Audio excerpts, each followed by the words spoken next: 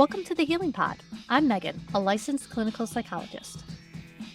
And I'm Jessica, a licensed clinical social worker, and this is our journey of navigating anxiety as we learn to take up space and create an environment where we feel that we can belong. Join us together as we learn not just to survive, but to thrive in our anxious brains. This podcast is intended for educational and informational purposes only. It is not a substitute for professional therapy or medical advice. If you are experiencing any mental health concerns, please seek support from a qualified mental health professional or healthcare provider. Remember, your mental health is important, and seeking personalized professional help is key to your well-being. And welcome back. We had a moment yesterday where I was once again warmer than where Jess was. Yes. And I was still roasting my butt cheeks. So So we were having a lot of fun up here because we are not used to this much heat. We were having, power grid failures. People lost blackouts. It was fun. It was great. Yeah. And this is why Casey reminds me that she was right when she told me that she will not live without AC. And if I expected her to move in with me, we would have AC. So we have AC. This is good. That is, do you guys turn it on every once in a while? Make sure it still works, even though it's 10 degrees outside? It's like 75 right now. It's positive 10s. Every year gets turned on at least a bit because otherwise Casey will die and she will remind me that she was right and she needs AC in her life. I don't blame her. No. It's a good thing. It's a good thing. And then we can offer it to people. It's like, if you're all dying and you like us, we have AC and you can come hang out. You are allowed at our house if we like you. I think I was about to say, we need to shift that. Not if you like us. It's if we like you, you can come hang out at our house. Exactly. I don't care if you like me or not. We have to be able to tolerate because I want to get out of the work clothes as soon as possible and get into the shorts. And so if I can't wear not real pants around you, you are not coming into my house this time of year. If I have to dress presentable, you are not coming in my house. No. I'll wear clothes, but still, they're clothes. They're enough clothes. Is it like what JC calls them? Her homeless clothes. She's got her tattered shirts and shorts that I swear she's unraveled off the body at this point in life. And the second she gets home from school or whatever she's got going on, she immediately goes and changes it. They're comfort clothes. You know the feel of them. They just sit perfectly and they're light enough in this weather. You need those clothes. I love it. I love it. Casey's got it right. All right, friends.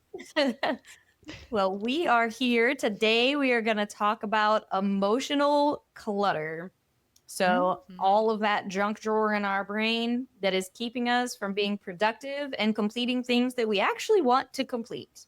And as you can tell, Megan and I are struggling with our own junk drawer right now because we didn't make it very far past our intro. We did not. It is a week. The junk drawer, we were comparing tabs, and not only do I don't even know I think I have one window that has 30 tabs open. I also have 3 different sets of windows for 3 different Google profiles that have multiple tabs and different windows within each profile. Luckily, none of them are playing music at the moment. That is just in my head. Yeah, that happens too. That, to me, a lot.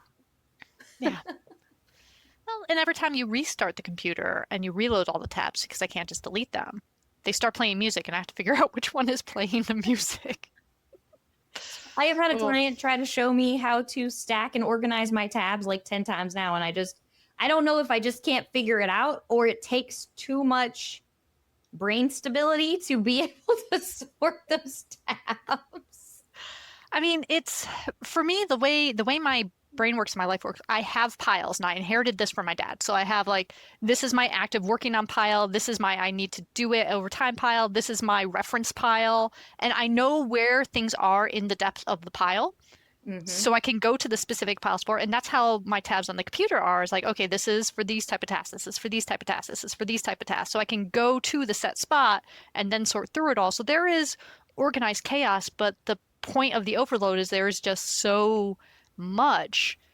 You're not able to actively hold them all at the same time. Our computers have gotten to the point where they remind me, this is using too much memory. We're going to put all of these on pause and they're not actually going to be running, but as soon as you click on them, we promise they exist. Yes, absolutely. They just, at least on the iPhone, they just implemented this new feature where you can search for like a keyword for tabs you have open and it'll pull you to that tab.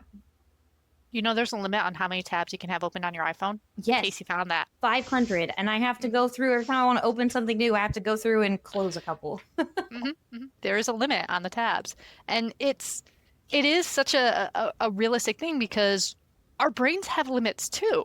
There is limits to how many things we can have going on at once and how much energy it is to hold all these different balls in the air and these different things that need responses. Because the tabs that are open aren't, this is completed and done. And I just like to look at it every now and then. It's, I need to do this. I need to reply to that letter. I need to pay that bill. I need to clean this thing. I need to do this fence. I need to, check on that check. Like there's so many different, I haven't quite decided this yet. I haven't finished this yet. I'm worrying about this. I feel bad about that. I should talk to that person. I'm ignoring that text message that I got like weeks ago that I told them I know I'm ignoring your text message, but I'm ignoring it on purpose. So it's there as a reminder to, yeah, I haven't texted that person back yet. I got a few of those. I have to, every Monday, I have made the active intention of going through all of my text messages and figuring out who I said, I'll get back to you with an appointment time, who we created an appointment for, and I just haven't put it on my calendar. And if I don't, because I'll tell somebody, I'll reply somebody on a Saturday and I'll be like, I'll get to that on Monday. And Monday comes and I get busy. And then the next thing I know, I get a text. Hey, do we still have an appointment today? Yeah, we sure do. It's there in my text messages. And it's such an active state. It's such an active, like it's different than that burnout overload where you are just done and collapsed from things because you're actively trying to hold on to and remember. And it does take a lot of energy. There's a lot of, I'm not done. I don't know what to feel about this situation yet. This makes me anxious, so I'm going to pull back from it, but it doesn't make me anxious enough to actually finish it yet, just to stay in that weird space. Like there's so many unfinished moments, and our brain doesn't like unfinished. No. Our brain wants to finish tasks. It wants to complete loops. It wants that conclusion. It wants closure of things. And that's what creates so much stress, is that you can feel that. You can feel that you're trying to complete this, but you are so overloaded that you can't see through the clouds. You can't dig through the junk drawer to figure out how to sort it. And it just turns into this constant mental load of, am I checking everything I need to check? Am I doing the triage and the prioritizing? Do I check the dates of today? All right, what is needed today? Is that someone's birthday? Is there an appointment? Did the kids need something for school? All of those things constantly that keep you from being able to check in with yourself, that keep you from being present, that keep you from being able to breathe, to relax, to build space for yourself. And all of that constant background work just clutters things up. It just makes your life exhausting. And then when we get exhausted, we get overwhelmed. We can't make, even, like we've talked about before, the simple decisions of, what do you want for dinner? I don't care. It needs to be food. It needs to be in front of me. It needs to be something I am okay with eating. Beyond that, I can't decide. Just shove something in front of me and I'll probably shove it in my mouth and decide later what it tasted like. Yes. I think Ryan and I are very similar in that of, I don't know what I want, just pick something kind of situation. And the other day he asked me to meet him for lunch, and I get there and I'd had so many clients before. And of course I had to rush to get there. And then he's like, well, what do you want for lunch today? And I'm like, I don't care, whatever sounds good to you. He's like, well, what do you want? I'm like, I'm going to tell you, I'm getting hangry. And if you ask me again, I'm going to get frustrated and we're not going to get anything. And he was like, okay, Coco's it is. Or that moment of, what do you want? And just all of the feelings you have been juggling about everything suddenly hit you and you're about to cry just because there's too many soda options. Yes. I get so overwhelmed. I hate when there's a huge menu or I cannot try new places if I'm already overwhelmed, because I don't care what's on the menu. I'm just hungry. Just put food in front of me. Yes. It's not a hard concept. It's not. Unless they have fried pickles as an appetizer, then give me 3 fried pickles and then we'll decide. Yeah, that one's easy. We got this. That's easy. And that's just it. You just need to know something. And that, like, if there's a go-to like that, that can help short circuit it a bit. But Mhm. if you're looking at that menu and you're seeing that there's words on the menu and you're seeing that there's pictures on the menu, but you can't for the life of you translate any of that into any coherent thought in your brain as to what you just read, you might be a little overloaded. Yes. Or that constant, okay, well, I'm trying to do this and I'm trying to do this, so I need to walk over here. Why did I walk over here? What am I doing over here? What just happened? Or oh, I need to check this real quick on my phone. Why am I checking the weather? What I was supposed to do something else on my phone. What am I doing on your phone? Just that derailing because there's so many pick me, pick me, pick me. Oh my gosh, worry about me, things flying that you Yeah. don't have the ability to stay on one task. And I feel like things, I don't want to kind of single men out here, but I feel like brains work differently in that aspect too. And I'm sure there's, especially neurodivergent men who their brains work very similarly. But there's that level of I need to know everybody's birthday and I can't forget anybody. And I need to make sure, my son takes medication every day. Did he take his medication? So there are all these things that this checklist is constantly circling in my head. But then there's like, did I forget to put underwear on today? Because that's you. That's bottom priority. That's something just taking care of you. And whether or not your son gets medication is, factually more important than underwear. However, you do need to wear underwear. Semper ubi sub ubi. Always wear underwear. I live in swamp ass country. Underwear is necessary. Very. Welcome to It the is. Healing Pod, friends. You listen, there's an option. You can either be total nudist or you can wear underwear. There is no in between that is okay. Not in swampland. Yes, no. Mm-mm. And get that powder out. Always. Yeah, like there's this interflow of how much do you take responsibility for keeping your world going, Mm-hmm. and how much are you expressing this, sharing this, outsourcing this versus that guilt, that sense of, well, I'm supposed to be responsible for everything. I'm supposed to have the perfect responses for emailing someone back. And even if it's just a quick text message we have to respond to, I have to think about it and balance this and balance this and balance that. And we take this one simple, yes, I'll have your appointment ready for you, or of course I can do that.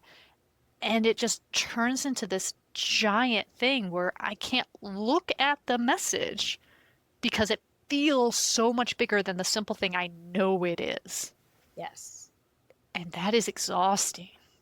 When will they create an AI to go like through our text messages for us and kind of sort and say, hey, I just need little pop-up reminders. Hey, you need to do this. Based on the number of times you ended your text message with a period, you do not like this person, so we're going to put it at the bottom of the list. That's the next gen that we need. And maybe you're listening to us and you're thinking, but Megan and Jess, I feel fine. Like, yeah, I'm overwhelmed. Maybe it feels like I got a lot on my shoulders, but this is my everyday, so it's no big deal. I'm used to it, so I know how to handle it. So maybe, just maybe, you're ignoring the signs that your brain might be a junk drawer. Maybe just because you're used to something being exhausting, painful, inefficient, running like a government agency, it doesn't make it good, and we should consider fixing it. Yes. Like Megan said before we started recording, I think, I felt tired before the day started. Yes, I woke up tired I today. woke up tired. I woke up tired. And then, as I kind of said about lunch the other day, like I usually recognize I need to take a step back and have a chill day because my reactions are not in proportion to the situation. I am emotionally frustrated and easily overwhelmed just because somebody's talking to me and my brain is running and they could say one thing and I'm like, what do you want? And my kids are like, never mind. It's not a big deal. Wanted you to reach the tall thing for me, Mom. He's like, I just wanted you to open my Cheez-Its. And then I'm like, crap. Okay. I'm sorry. Yeah. That was me yesterday.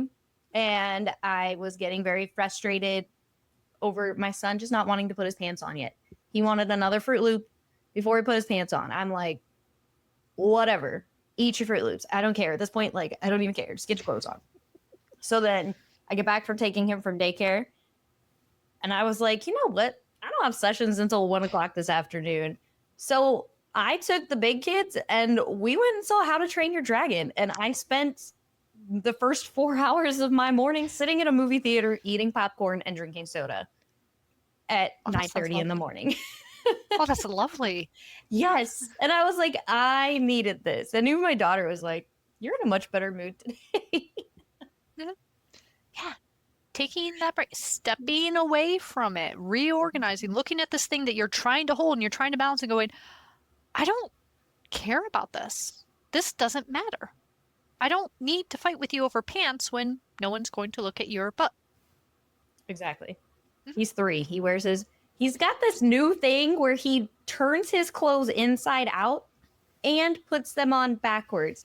It irks every nerve in my soul, but it makes him so happy. He's trying to confuse the Fey folk. I don't know. He's got something going Something. on there. Does he walk around with bits of iron that he finds? Does he happen to find little gifts laying around All there? the I don't time. know. I find his Hmm. pocket full of little gifts, but the pockets are on Hmm. the inside. I'm like, how do you even get these things in your pockets? Like, they're literally behind your butt on the inside because your pants are on backwards too. Yeah, your kid's confusing the Fey folk and making out like a bandit doing it. Nice Yeah. job. He's special. I love him. Yes, I love that. Ugh. So what do we shove in these junk drawers? What tabs do we have open? Like how do we fill up with so much nonsense? What is this nonsense that we're overfilling our brains with? Do Everything. this. Mhm. For me, it's my Really? worries. Mhm. I'm like, nah, I can deal with that later. So let me just this isn't a priority right now. But I'm gonna hold on to it. I'm gonna squirrel it because I need that worry. Yes, it's my worry. Yeah. This is my special worry. It will grow into a giant fear panic soon, but right now it is my special little pet worry, and we're just gonna put it in the corner so it can thrive And it needs like friends. plants. Oh, it definitely needs friends. Oh gosh, now I have that image of all those little soot critters from that one movie that I'm blanking on because it's not Totoro, it's the other one. But like the little soot critters with the little stars that just come pouring out. I was like, oh, my worry friends. Thank you for coming and bringing me shoes. Yes. Or a big one for me is saying no to somebody. Hmm. And then I'm like, well, I could have done that. And I can think about it over and over again and realize factually, no, you didn't have the time, you didn't have the energy. Like Sunday, my Mhm. neighbors, the most wonderful people in the world, they go riding every Sunday. They invite me every single Sunday. Aw. And I keep telling them, next Sunday I'm going to go. Next Sunday I'm going to go. I have not ridden my horse in a year. And finally, so she texted me at like 9 o'clock on Sunday morning, and I still was in bed. And I was like, hey, I kind of have a headache. I'm not going to go. And she's like, okay, no worries. I understand. Maybe next weekend. I was like, yeah, absolutely. And then, we all know what's not going to happen. She's still nice enough to invite me every week, though. So I'm like sitting there and I'm thinking about it and I'm sorting through my junk drawer and I'm like, why did you say no? Just get your ass out of bed and go ride your horse. Like, just get up and go. What's it gonna hurt? And even my husband was like, go ride. I've got a rider. Like, go ride.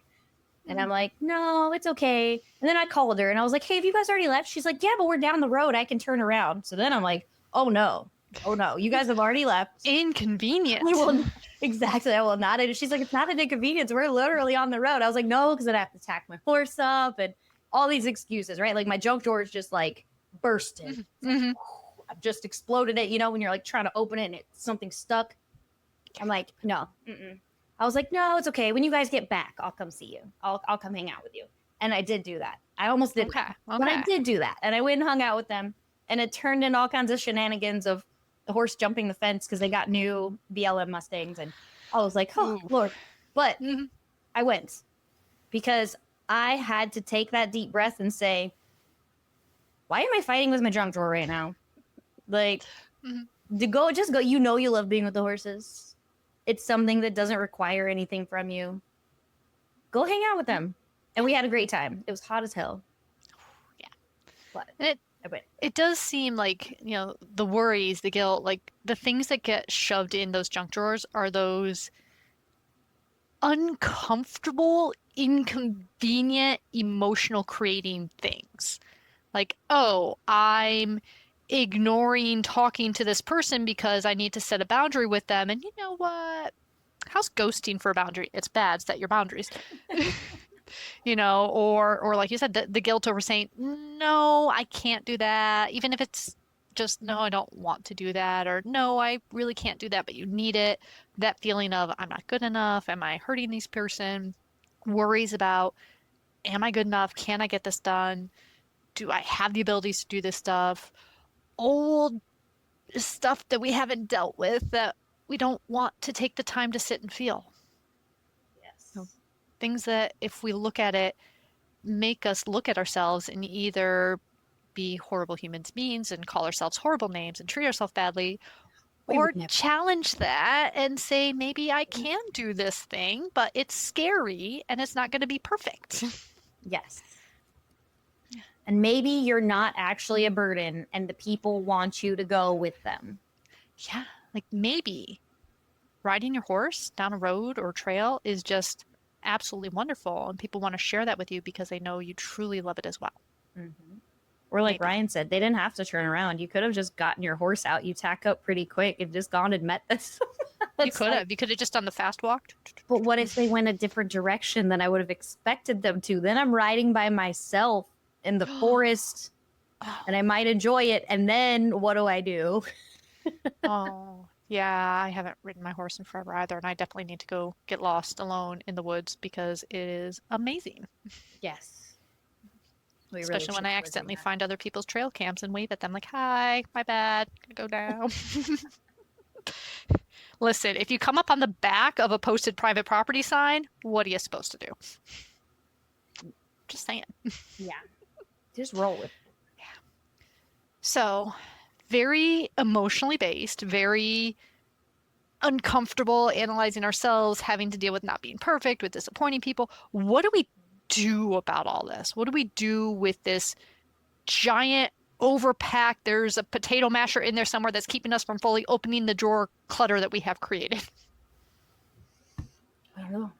Mm. What do we do? Close the door and Prioritize? run away? Oh, Yeah. okay, maybe not that one, but prioritizing. Okay, okay. How do you like to prioritize? What do you do for yours? Okay, this is going to scare y'all, okay? I am a brain dumper and it makes Mm. no freaking sense. Maybe it does to me, but it's as chaotic as my brain. And I just put it all on the paper all over the place. And then I sort it. I make another paper. Yes, exactly. And then I sort it They're into color-coded. columns. What is priority right now? Like, okay, I got all of this out. And I don't even have to look at it again. And I already know in my brain, okay, what actually needs to be done right now? Because I feel better. I've like put it all out there. Yeah. Like I do. I have sticky notes. My work on desk is sticky note. I have my piles, but I have sticky notes. I have the ones with things that are important that need to be worked on right now, clipped to right in front of me. I have my pile of things of when I'm working on one, I pull out that color because there was something I need to remember on it. And then inevitably I pull the other one and go, oh yeah, that was the thing I should have worked on. Like, but it's getting the things out of your head so you don't have that active energy of I should remember this, I should remember this. Because every time we pull it into that frontal lobe and we put it on that whiteboard of, hey, think about this, think about this, think about this. First off, as soon as we walk through a door frame and we're distracted, it's gone.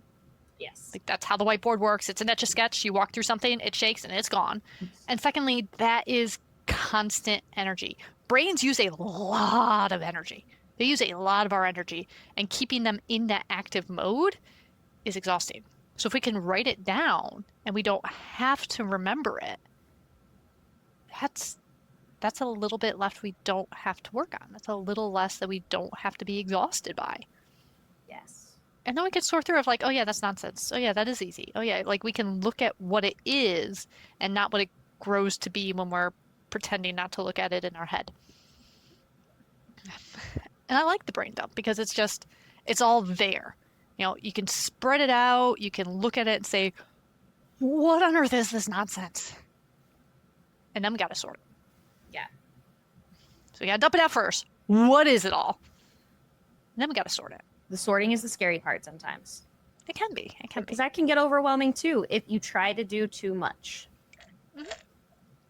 Like you can. Labels are beautiful and wonderful and fun. And like, it's Pride Month, so I'll talk about gay stuff. One of the fun things with the micro labels is I watch people try to get it so that you can have a singular or a string of singular labels that perfectly describes every single aspect about you, and it becomes completely individualized and absolutely useless as a label. And if we take our brain dump and we do that same exact thing, we're taking our brain dump and we're taking each individual thing and we're giving it its own individual label. And that's not really sorting. No. That is adding an extra step of labeling and layering to what is still a giant pile of stuff. Yeah. Yes. And that gets overwhelming. So I do, yes and no. AI can be very useful. Yes. And this is one of those areas where I think it can, especially for somebody like me, who the more that I look at all the things that I need to do, and I'm afraid that prioritizing certain things, who am I letting down by not completing this other thing? And that people pleaser in me, that struggles. So I take my brain dump and I will go into ChatGPT and I'm like, call it Chatty. I'm like, hello, Chatty, how's your day today? I talk to it like it's a human. Sorry, friends. Good. And then I put it all out there. I'm like, I have all of this stuff on my to-do list, and I recognize that it is not reasonable to complete all of these tasks in one go. How can I sort this out and make smaller tasks so that I'm not so overwhelmed? My neurodivergent brain is screaming, and I don't know what to do. And it will say, don't worry, Jessica, I've got you. And then it sorts it all out for me. Yes, and it gives me one simple task. And it'll tell me, don't even look at the other ones until this one is done. I like it. It's that outsourcing to have a personal assistant, which is what AI is actually really good for, doing this organization, doing the space level stuff. And how it does it is going to be very regimented, very thing. It's going to miss the human nuance of, oh, you actually care about this one more because you like this person more. It's going to miss things like that. And in missing things like that, it's going to take out some of that, oh, I like that person. I really want to support them, and not that, like, it takes out a lot of that worry. So how it sorts it is a good question. Like, is it doing time frame? Oh, feed the cats. You should probably do that one every day. So we should put that one on the top of the list. Pay your bills. That has a set date. You should probably do that at the set date. Convince this random person that is really annoyed at me that I'm actually wonderful. Let's put that in the you, not your problem pile. Let's put that in the not actually something you need to worry about or control or do anything about. They can live their own life and you can live your own life. Yes. So you have you can look at it just at that time frame of what needs to be done now, what needs to be done soon, what needs to be done but doesn't actually have a timeline, but you should give yourself a deadline if you ever actually want to finish it, because I know us and we won't finish things without a deadline, and what doesn't need to be done. What is just actually taking up space. Right. Yeah. And if it's emotionally taking up space and it's not pretty and it's not happy, why are we holding on to it? Yes, it helps sort it into those containers so it's not so big. And the things that you can back burner, it's a lot easier to tab them. Yes. But you don't have the tabs open. There is a nice program I downloaded once on one of my things. It was Open Tab, I think it was. So it would take all your tabs and it would just save them. So you could click the open tab and I could open up that group of tabs. So I saved all my tabs and then I opened up new groups of tabs. So I said, oh, this program is not for me. Gotcha. Yes. But yeah, like you can put them in that box. You can put the box on the shelf and say, this comes down for this date, or this comes down at this time. This comes down when I have this type of energy. And you can hold yourself to that. Holding yourself to that is the discipline part. It's the practice part. It's the, mentally imagining yourself literally putting them in boxes and literally putting on the boxes on shelves and stepping back and taking that breath. Taking that Monday morning where you answer emails from the weekends and text messages and sort yourself through, and taking 10 minutes beforehand, breathing, pulling one of those boxes off the shelf and saying, okay, where's my list that's in this box?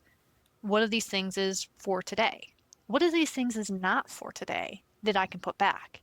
And just labeling it like that and sorting it like that helps you get a sense of control and balance in your brain. Yes. It And that's does. all we need sometimes is just a little bit. Mhm. Just take a little bit out of that drawer so you're not so emotionally cluttered. Yes. So you're not snapping at your 3-year-old for wanting to eat another Fruit Loop before he puts his pants on. I mean, Fruit Loops for pants, it's a pretty good exchange rate, I'd say. Yeah. It works. The dog appreciates it because it's usually 1 bite for me, 1 bite for you. That is how dogs need to work. Kirby would love that. He would. Yeah, but looking at now, in our jobs, there has to be a lot of compartmentalization. I have to have boxes. There are days where my brain turns into a snow globe and something shakes all those boxes onto the floor, and those are bad days, and I need to put everything back before I can come in because it's like, nope, that's not mine, that's not mine, that's not mine, that's not mine. Those are all be done later. But as long as everything is in this place and is in this box, I can go and deal with that box. For other people's stuff. For my stuff, I need to get better at that. So it's a lot of, I think one of the biggest things for me is looking at that list of stuff and saying, what of these things am I just flat out avoiding? And that has grown to this ginormous monster when it's really like a 2-line email. Yeah. Or here's that picture I meant to send you. And Or then it's off here's your that recipe plate. you asked for. Why do we struggle so much with that? Just let it go. Let it go. Let it go. When I'm working with my anxious clients, I'll explain it because our head is infinite space in a certain sense. So that thing that's stuck in our head that we're not looking at directly, it can grow as big as it wants in our head. There is no boundaries there if we don't give it boundaries. When we pull it out of our head and write it down on paper, or when we speak it to someone, or when we draw a picture of it, we create physical boundaries for that thing, and then it's only that big. But if it's just silently hiding in the back of my head and no one else can hear it or see it or know about it, I don't know where it ends. It theoretically takes up all the space and I can't touch it because that's too big for me. I had to pull it out of my head to be able to do anything with it. It's okay to prioritize yourself, It is. even when it feels like it's not. Mm-hmm. And it's okay to kind of take that step and say, if I were someone that, this pretend individual that's actually healthy and calm and has time and space and energy, what of these things would I want to do? And what of these things would I not want to do? What of these things are worth doing if I wanted to live like a healthy person? What does that mean for you? What would make this more tolerable? What would make you not tired when you wake up in the morning? I think the weather has something to do with it. There's a lot of tossing and turning right now because the AC is either loud or the AC is off and it's too warm. Is what it is. Absolutely. I feel you. Mhm. Yeah, that's our life. One step at a time. Exactly. And that's all anything is. And that's all we can do with anything is just kind of take it slowly, look at what it is, give it those boundaries, write it out however you organize. If you organize it by time, if you organize it by this is a me problem, this isn't a me problem. If you organize it by time and how much I care about it. If you can do whole graphs. You can do a Rubik's cube of whatever number of sides of this side is time and this side is prioritized and this side is me versus not me and this side is how much fun is this task to do. Like you can add layers in there. Yeah. Just don't add the layers in there so that you're avoiding the things by labeling each individual thing again. Put them in boxes. Yes. If you're like me, I cannot have a whole bunch of boring back to back tasks or I get lost. Mhm. I'm just like, nah, I don't want to do this anymore. And if you're like me, if you have one big thing that you're avoiding, you get a whole lot of other little things done. Which does feel good in a way. Just make sure the big thing you're avoiding is something that priority and time-wise and importance-wise can be avoided for a bit. Mm-hmm. And if you look at it and say, ooh, I really don't want to do that right now, that feels like a lot. And you do the other things, and then you come back to it and say, wow, that helped me be so productive. Let me look at how I can break this down now. It does help. So yeah, that when you're noticing that overload, when you notice that your brain can't take a breath, it is just going, going, going because there's so many things spinning at once. Probably a little cluttered. If your to-do list is this entire screaming personality thing and you're never getting anything done on it, but it's just I can't because it's on the list, it's on the list. You're probably a little overcluttered because you're not being you, you're just running from a list. If you're waking up exhausted and looking at anything that needs to get done and your sense is, I have to put on pants today, probably a little cluttered. Yes. Or it's really hot out and you don't want to wear pants. Flex. I just don't want to wear pants today, and I'm okay with that. I know. Some days are just not pant days. I'm still making a really strong effort to actually go through my closet and not just wear like the same type of outfit over and over again so I don't have to think. So this week it's been like what texture of the clothes I want to wear because it's really hot out. So I need to feel what they're feeling, be like, can I handle that today? Do I feel like wearing that today? So I'm working on it. It's fun. This is too much. Hmm. And one thing that you can do to kind of get you started on your brain dump is really just starting with almost like a journaling prompts of what is taking up space in my brain today that I don't need. Hmm. What can I put away today? Like, I don't Yeah. need this. This worry I'm going to take out of my brain instead of letting it grow. Mhm. And that could be something that's not relevant to today. So like this bill is due in 3 weeks. Okay, you need that on your plate, but not today. That can be things that are out of your control. This person is mad at me. Well, if you're not actively spitting on them, kicking them, calling them names, doing something to them, let them have their space. Don't be a jerk. And that's not yours today. What things aren't needed for today so I can be here today and focus on today? And like I just said, this can be a journal, this can be drawing it out, this can be recording yourself, doing a voice memo to a friend. I would do something that gives it that structure, something that makes it tangible and real, and not just like talking about it in your head. Yeah. Yeah. If you can do that, if you can clear it out a little bit at a time, you can give yourself that space to breathe and to actually say, what do I want to respond to? What is important? How many Fruit Loops are worth a pair of pants? The Yes. important questions. Baby steps. What are the facts and what's within my control? Mhm. What can I actually do something about in this moment?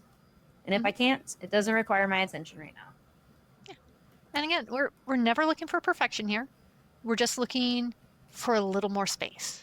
We're looking for a little more ability to breathe, a little more ability to live purposefully and to be present in our own lives instead of just being run by that noise and just reacting to all of that panic and all of that stress in our heads. That's it. Yep. Anything else you want to add for today, Jess? I think that's it for me. I think that's it. I think that's it for me too. So if you all make a mental shelf, or if you organize a mental shelf, or if you organize a physical shelf to look at like a mental shelf, I'd love to see that because that would be really cool. How many crafty people we got out there? We need more crafty people. Yes, I'm not a crafty person. I'm selectively crafty. I got my string arts. It's good. Yes. But thank you all for joining us. I hope wherever you're at, wherever you're listening from, you're keeping cool and getting some sort of joy in your life here, some sort of relaxation in these days. If you found us once, you can find us again. We're at the Healing Pod on Spotify, Apple Podcasts, anywhere you can find your podcast. You can find us on YouTube and see our lovely little faces as we're not technically melting in the morning. We will try to continue not morning. And let's see, where else are we at, Jess? Where else are we at online? We are on Facebook, TikTok, and Instagram. You can find us in all those places. Yeah. So come find us, come yell at us, come tell us what's on your shelves, what your shelves look like, what you wish your shelves look like. There's some really pretty ones out there in the world. You want those like floor to ceiling libraries? We all want those. Yes. That room that is just library. Yeah. I would love one of those. I would live in there. Yeah. But hopefully we will be back in a couple weeks. We will talk to y'all soon. This is coming out after the 4th of July weekend, so I hope you all have a wonderful weekend and get to relax a bit. And take care. Bye, everyone.